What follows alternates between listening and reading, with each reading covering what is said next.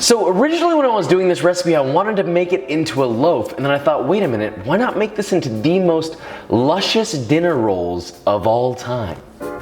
And so I did.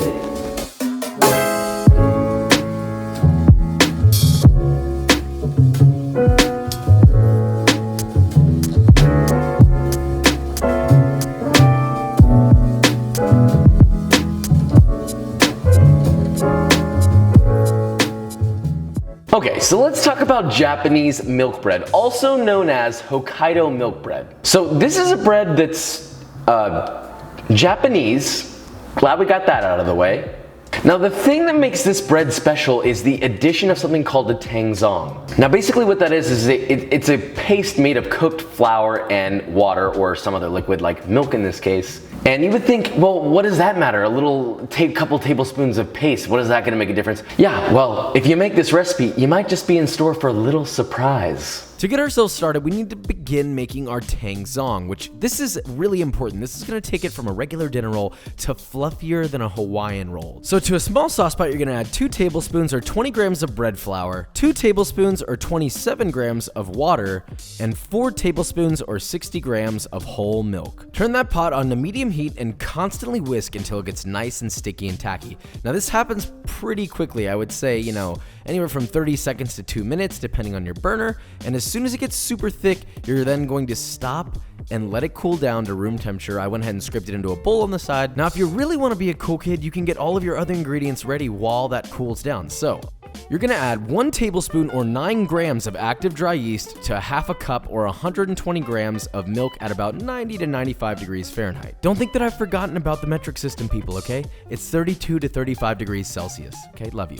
Kisses. Give that a little mix to get them hydrated and let it sit for about 10 minutes. Now is a good time to assemble all of your other ingredients because now you've got 2 things that you're waiting on, but you can still assemble a bunch of things. You see, this is just a right way to stack processes for a recipe. It just makes life awesome. Okay, so let's pretend that you've got everything meased out. And by meased out, I mean mise en place, as in everything in its place in French. I'll stop talking with that. So you're gonna take 2.5 cups or 320 grams of bread flour, and you're gonna whisk in 3/4 of a teaspoon or 3 grams of fine sea salt and 1/4 cup or 56 grams of granulated white sugar. Whisk those ingredients together until incorporated, place it on your stand mixer with the dough hook attachment, and turn it on. And for the best results, you're gonna make sure that your stand mixer is not plugged in actually, because we don't do this. We do this the old-fashioned way, all right? Old-fashioned way.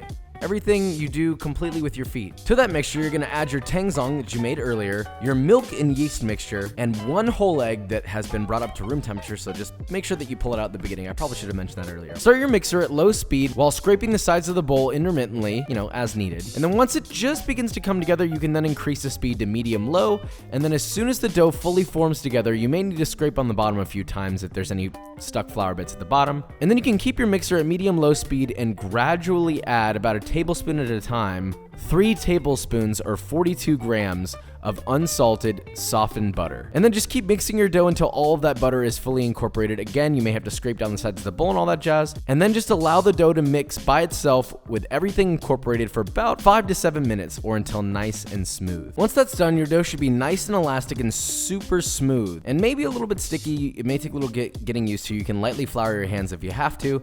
And then you're just gonna dump that out onto a work surface and shape it into a tight boule by sort of place it directly down on a surface that has no flour on it. You can see it's sort of like moving it in a circle around and around with my fingers in constant contact with the work surface at the same time. That's basically tucking the dough underneath itself and causing tension. And then you're just gonna do that until it's a tight ball. Then place that into a lightly greased medium-sized bowl and cover that with a damp towel. See, I am trying to be good to the environment. Then just let that rise at room temperature for 1 to 2 hours or until well doubled in size. Okay, so once your dough has become a thick boy, you're then ready to divide it. Lightly punch down your dough, assuming that it's gonna punch down. Scrape it onto a lightly floured work surface and divide the dough into 9 equal pieces weighing about 75 grams each. Now that number is obviously just a guideline. It doesn't have to be exactly 75 grams. It just needs to be within that range so that they're all relatively equally in size. You don't want one giant ball and one little ball. And Don't take that the wrong way. You know what I mean. Before you start shaping, lightly spray or butter a square cake pan. I used a 9" by 9" pan, which is 22 centimeters for all you metric peeps. Then just roll each of these pieces of dough into small tight balls using the same method as described earlier by dragging the dough along an unfloured work surface. You want to create some good tension here, but don't go too hard, otherwise you'll toughen up the final product. Place each of these balls in rows of 3 in your square pan, then tip your fedora to Mother Earth because you're going to cover this with a damp towel and not plastic wrap, and allow it to proof for 1 to 2 hours at room temperature or until these guys are puffed and nearly doubled in size. They should be touching each other. That's a good thing. Brush these lovelies with egg wash consisting of 1 egg beaten with a small splash of milk, about 2 tablespoons or 30 milliliters. Then bake in an oven that's been preheated to 350 degrees Fahrenheit or 175 degrees Celsius for 28 to 30 minutes. Now we're really gonna go above and beyond here. We're gonna make a little garlic butter. While those are baking, finely chop 1 to 2 cloves of garlic, add to a cold pan along with a 1/4 cup or 56 grams of unsalted butter. Bring up to heat over medium heat and sweat that garlic for 30 seconds and immediately remove from the heat. The garlic should just barely be cooked. Allow it to sit in the butter and it will naturally finish its cooking process gently while you wait for the buns to bake. You can leave them in a warm spot by your oven so that it doesn't, solidify or anything like that. You want it to be melted. Now, once the buns are done, remove them from the oven and immediately brush them generously with garlic butter, and guess what? That's right.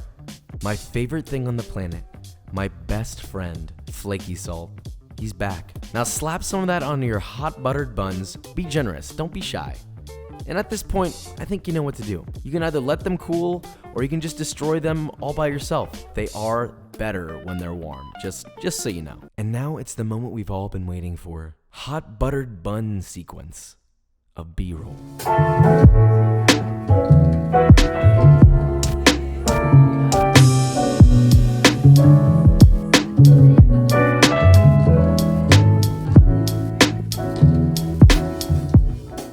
Alright guys, and that is it. So, Japanese milk bread made into the most amazing dinner rolls of all time. I'm not sure if I'm still gonna do a loaf of this. I may do a loaf of this in the future, but as of right now, dinner rolls they just sat way better with me than a loaf. Because everybody loves dinner rolls, especially when they're brushed with garlic butter and flaky salt, because always flaky salt, always. And don't forget to follow me on Instagram and Twitter. The links are all in my description. But anyway, if you enjoyed this video or you learned something, leave a like, subscribe, and I will see you next week.